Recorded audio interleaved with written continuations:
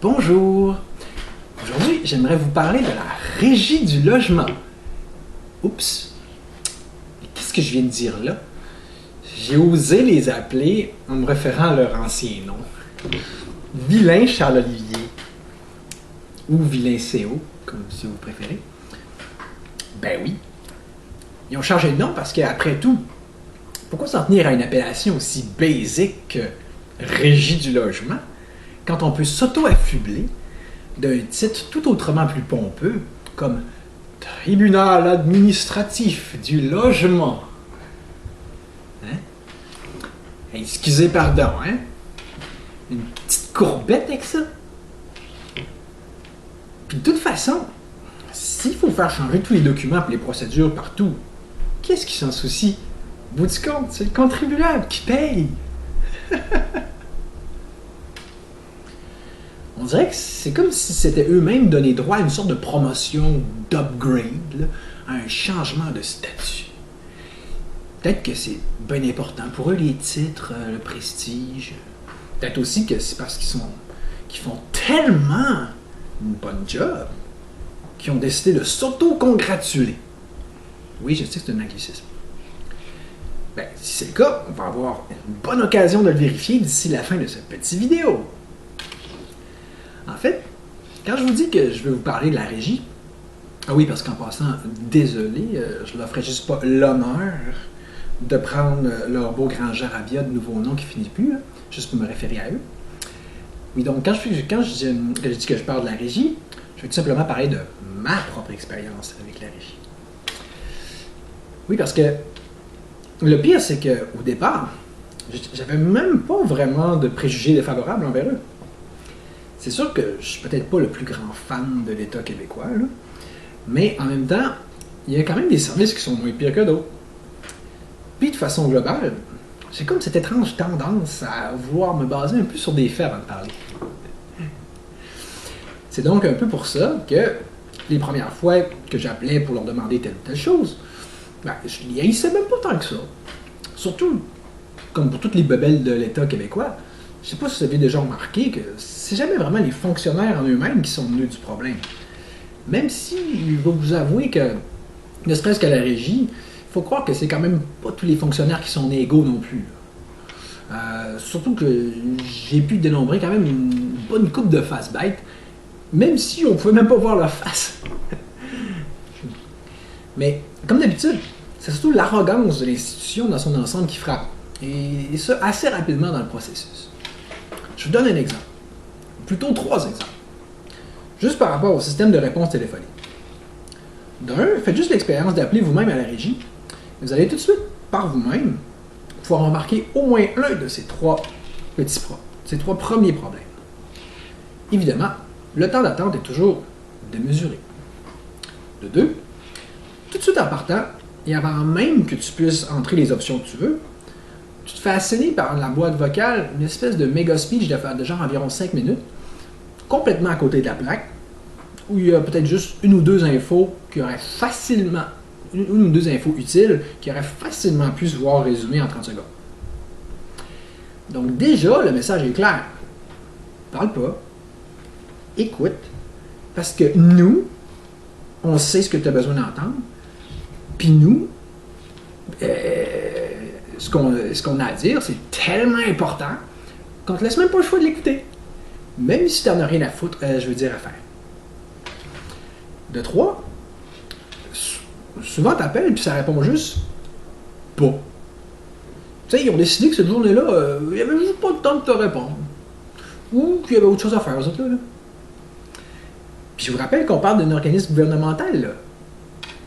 Donc, c'est ça. Meilleure chance la prochaine fois. Puis en attendant, ben, ce qu'il dit l'organisme, c'est organisez-vous avec vos troupes. Bon, maintenant, ça c'était évidemment juste une entrée en matière. Car on se doute que si j'avais affaire à la régie, c'était que j'avais quand même un problème réglé. Ou plus précisément un problème avec mes locataires, que j'ai en fait tenté d'expulser par tous les moyens, sans jamais avoir vraiment pu y arriver. Ou du moins pas en passant par la régie en tant que telle, sans rentrer dans des détails inutiles. D'ailleurs, ici-bas, vous pourrez retrouver mon document de 100 pages où j'ai naturellement effacé les noms des locataires, document qui représentait donc mon plaidoyer, même si j'ai juste jamais vraiment pu le déposer en cours, et que j'aurais donc pratiquement écrit tout ça pour rien. Alors justement, la première demande que je ferais au jury populaire, c'est, d'après vous, est-ce que j'aurais dû avoir gain de cause? Et d'ailleurs, est-ce qu'une cause comme celle-là aurait mérité, selon vous, de se voir entendue, disons, avant la semaine des 4 jeudis? Quant au deuxième jugement que je vais vous demander à vous de rendre aujourd'hui, il est par rapport à la régie en tant que telle.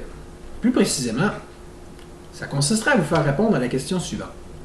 Selon vous, et selon les faits et éléments de preuve que j'aurais amenés aujourd'hui, est-ce qu'il s'agit vraiment d'une bonne institution? Est-ce qu'elle fait bien son travail? Est-ce qu'on peut se fier sur elle pour réellement régler nos problèmes de façon juste et équitable? Et ce, tant pour ce qui est des locataires que des propriétaires. Bon, ceci dit, revenons-en donc à nos moutons, et ne serait-ce que pour mieux nous permettre de répondre à la deuxième question, justement. On en sommes donc rendu au site Internet. Personnellement, je le décrirais un peu comme une sorte de fouillis sans aucune logique, mais qu'il suffit simplement de prendre conscience de ceci. D'après ce que je comprends, il n'y a pas un, mais bien au moins 2 chemins différents pour simplement transmettre une demande. Évidemment, si tu te trompes, ben, c'est la catastrophe. Là. Donc, premièrement, il y a, de un, il y a déposer une demande, et de 2, transmettre une demande en format PDF. Et eux-mêmes te disent, surtout, prends la deuxième, pas la première, là. Donc, évidemment, ça aurait été trop dur pour eux de juste faire un chemin plutôt que 2. Et de toute façon, pourquoi faire simple quand tu peux faire compliqué? De 2, ben, une fois que tu as transmis une demande, il faut encore transmettre les pièces. Et évidemment, là encore, c'est par un autre chemin. Ben oui, parce qu'il faut passer plutôt par transmission de documents au tribunal. T'sais, on aurait pu croire qu'avec l'avènement de la technologie, et en plus avec la COVID qui force le recours à celle-ci, que ça aurait été censé nous simplifier la vie. Mais c'est sûr que ça aurait justement été trop facile. Si tu avais juste pu transmettre tes choses au même endroit. Tu sais, comme ça se fait dans le secteur privé, mettons. Là. Puis donc avec n'importe quelle entreprise réellement fonctionnelle. Là. Et là, pas besoin de vous dire que, tu sais, si tu recherches comment faire une augmentation de loyer, il faut que tu ailles fouiller. Ou plus précisément, dans mon cas, à chaque fois que tu cherches quelque chose, ben, il faut que tu appelles. Et à partir de là, ben, il faut que tu attendes. Donc, c'est sûr que ce ne sera pas dans le genre que tu arrives sur le site, puis que ça fasse, pour une augmentation de loyer, cliquez ici, pour une demande de ci ou de ça, cliquez là, puis qu'après ça, tu fais juste suivre le processus indiqué jusqu'au bout de façon logique, là. Non, non.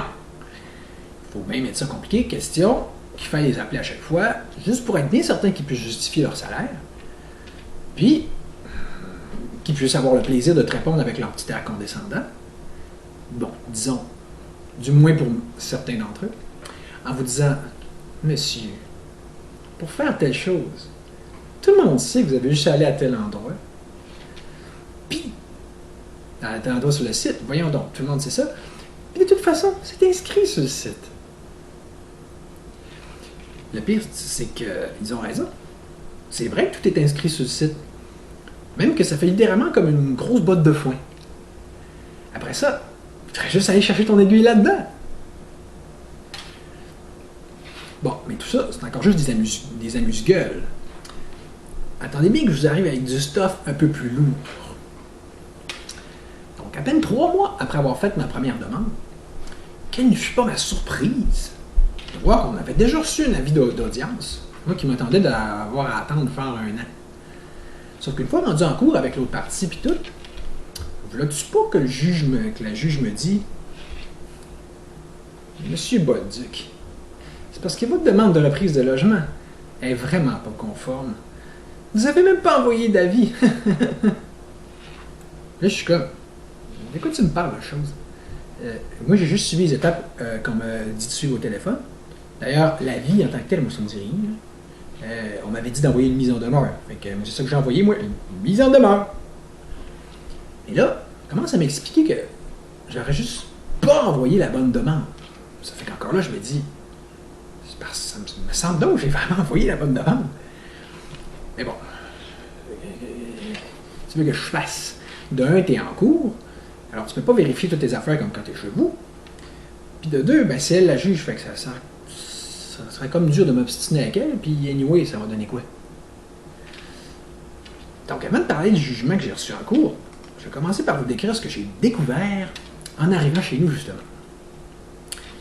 Parce que quand j'ai appelé la régie pour vérifier mes affaires comme il faut, j'ai pu voir que j'avais bel et bien envoyé le bon formulaire, puis tout, à un tel point que j'ai même envoyé une nouvelle demande, en l'occurrence une demande de réouverture d'audience, en voulant dire « Moi j'ai fait mes devoirs, c'est vous qui vous êtes trompé, alors on peut-tu au moins reprendre notre audience, s'il vous plaît? »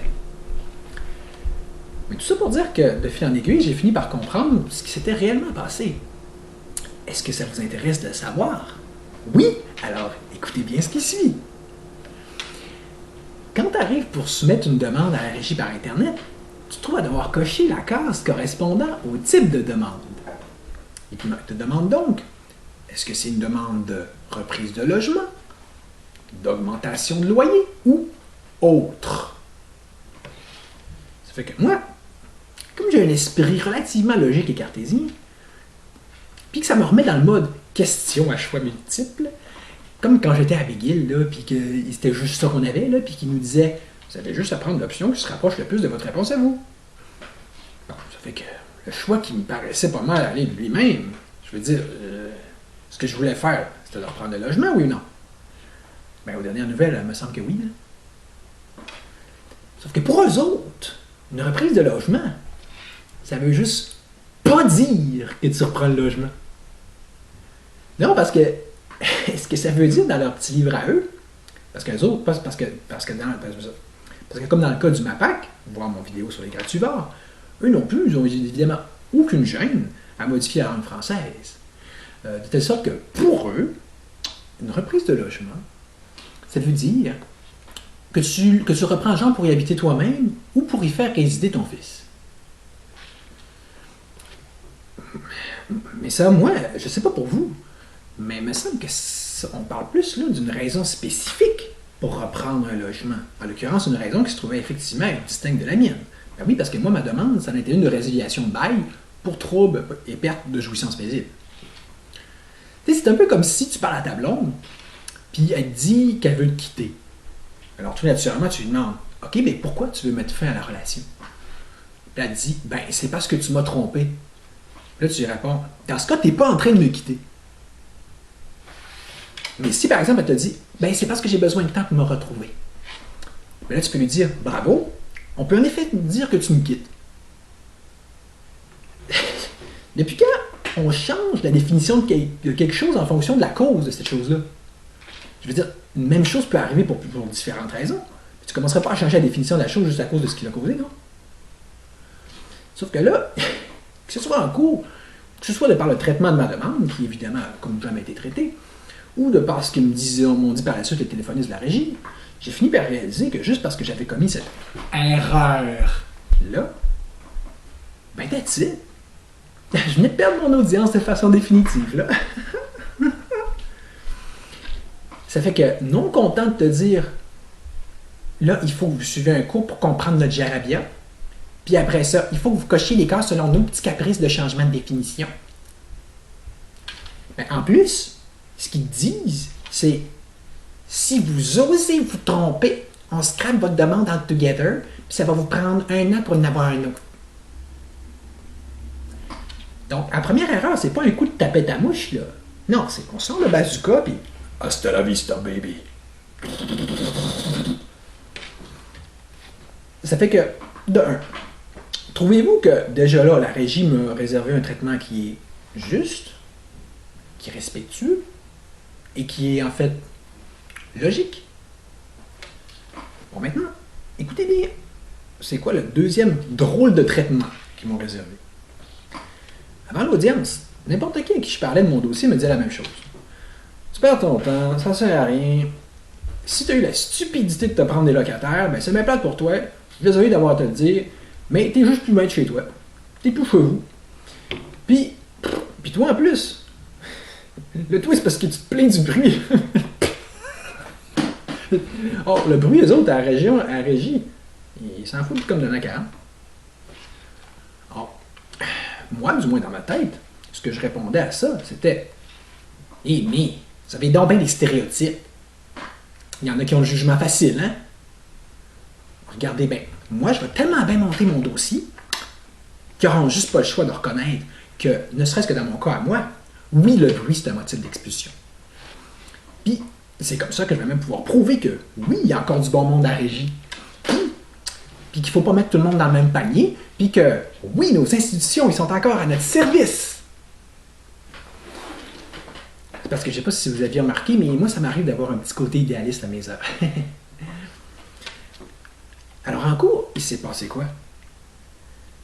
Ben, je vous rappelle que le juge n'a même pas daigné regarder la preuve puis plaidoyer que j'avais amené, sous prétexte que j'avais donc fait une erreur de débutant, là. Ou plus précisément, le genre d'erreur fatale qui méritait la peine capitale. Mais il en demeure pas moins que la juge, pour vous rappeler, elle n'avait pas même juste jeté un coup d'œil là, à ma preuve. OK?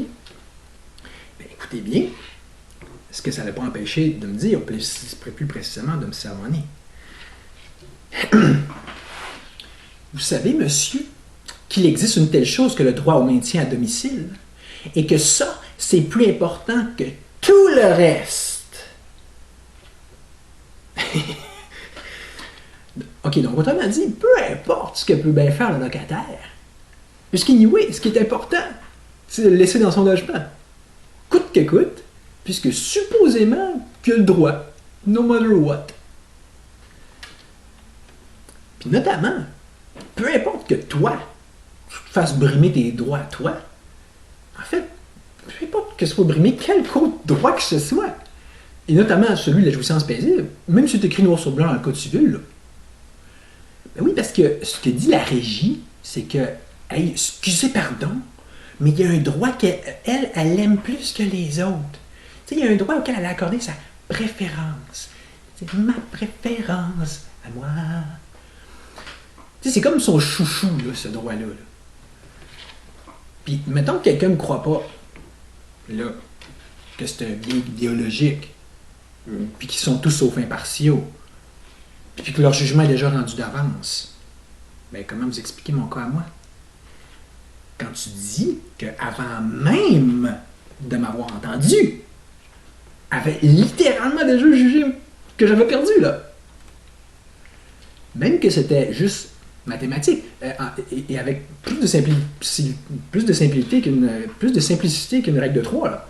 Parce que dans le fond, la règle, c'était juste droit au maintien plus fort que n'importe quel autre droit.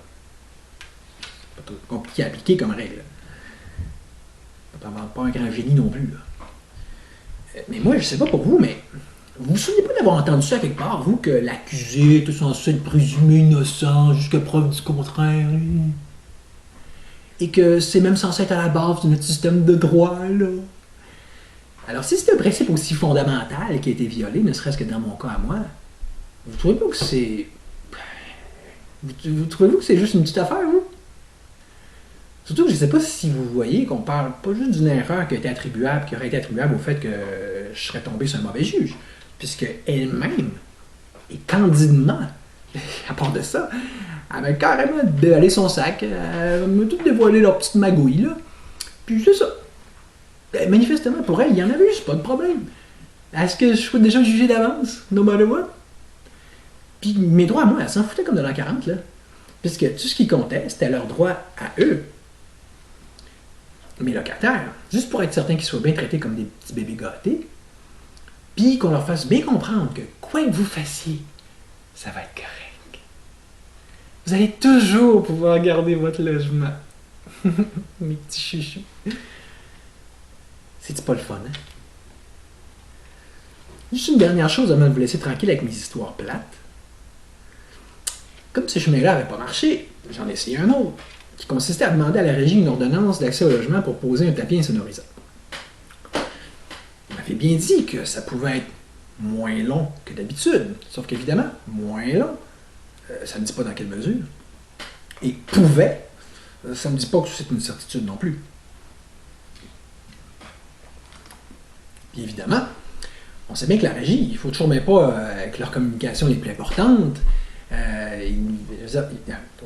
On sait bien que la régie, il faut toujours bien que leurs communications les plus importantes, ils nous les envoient juste par courrier. Parce que maintenant que Post Canada a éloigné nos boîtes à mal de plusieurs centaines de mètres de chez nous, ben, c'est rendu encore plus facile de ne pas prendre son courrier. Donc c'est encore mieux. Parce que, encore là, pourquoi faire simple quand on peut faire compliqué? Et le pire, c'est que quand tu leur envoies une demande, et qu'il faut nous confirmer qu'ils l'ont reçue, là, ils n'en ont aucun problème d'en envoyer un courriel, par exemple. Autrement dit, quand c'est pour des banalités, oui, on vous en envoie. Mais on va quand même pas vous en envoyer pour des choses importantes, là. Pour qui vous prenez-vous? Puis quand tu t'inscris la première fois, ça te prend une demi-heure à tout leur donner les renseignements qu'ils veulent. Alors ton numéro de téléphone, c'est sûr qu'ils l'ont aussi. Mais tu ne vas même pas l'utiliser pour autant, là. Mais non, parce que à ce moment-là, ça rendrait ça utile de l'avoir demandé, cette information-là. Alors pourquoi te demander des infos pour une bonne raison, comme tu peux juste les demander pour rien? Puis juste une petite parenthèse de même. Avez-vous remarqué qu'avec n'importe quel service moindrement normal, même dans les bébites gouvernementales, d'habitude, ils réussissent quand même à s'organiser pour que tu ne manques pas tes rendez-vous. Tu sais, que ce soit le dentiste ou l'hôpital, dans les deux cas, c'est un rendez-vous. Ils vont quand même toujours bien t'appeler, là. On s'entend? Mais la régie, eux autres, ben, pourquoi ils se donneraient ce mal-là? Donc, ou bien eux, ils sont trop importants pour ça, ou bien nous, on n'est pas assez importants pour ça, ou bien les cas de régie, en soi, ben, c'est juste moins important que les cas de santé, ou que, je sais pas, moi, quand tu commandes une gogosse à la source puis qu'ils t'appellent pour dire qu'ils l'ont reçu. Toujours est-il que le jour où je suis allé prendre mon courrier, ben, quelle ne fut pas ma surprise de constater que de un, j'avais déjà reçu ma date d'audience, puis de deux, je l'avais déjà manqué. Ça fait qu'autrement dit, c'est un beau jeu que je vais avoir joué avec la régie. Des demandes, j'ai dû leur envoyer à peu près 4-5 en tout, puis à toutes les fois, je ne recevais pas de réponse, ou dans le meilleur des cas, ça a pris 3 mois. Sauf que quand c'était le temps de m'envoyer le document qui m'aurait permis d'enfin régler mon dossier, paf de même, une bonne fois pour toutes, mais qu'est-ce qu'ils ont fait? Ben, parlant de paf, justement, ce qu'ils ont fait, c'est ça, c'est paf! Quinte-toi, lève-là. T'es-tu content, là? Ah, puis tu l'as manqué, tant pis pour toi. Est-ce que vous comprenez un peu mieux maintenant pourquoi que je dis que je commence à être tanné du gouvernement? Est-ce que vous comprenez un peu ce que je veux dire quand je dis qu'on vit dans la maison qui rend fou? Et surtout, revenons-en donc à cette fameuse question que j'entends poser au jury populaire. D'après vous, la régie, est-ce qu'elle fait bien sa job? Et mettons qu'on fait juste parler pour parler. Est-ce que vous trouvez honnêtement que c'est le genre d'institution qui mériterait de se voir garder ou plutôt scraper, selon vous? En tout cas, je vais vous laisser y penser. Et au plaisir de vous retrouver pour une prochaine audience sur mon nouveau groupe Facebook, le Jury populaire. Ciao!